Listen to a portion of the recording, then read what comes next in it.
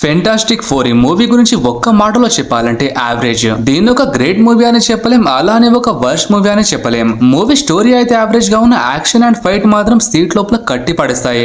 Action అంటే మరి end game లెవెల్లో ఏం లేదు. మూవీ 1 hour 50 minutes కాబట్టి దానికి తగ్గట్టుగానే ఉంది. 55 minutes బట్ లాస్ట్ 5 minutes ని కౌంట్ చేయడం వేస్ట్. మూవీ క్యారెక్టర్ గురించి మాట్లాడితే జాన్ స్టోమ్ నాకు కొంచెం బెటర్ గా అనిపించాడు. ఒక మూమెంట్ లో అయితే రీడ్ రిచర్డ్ కంటే ఇంటెలిజెంట్ లా అనిపించాడు.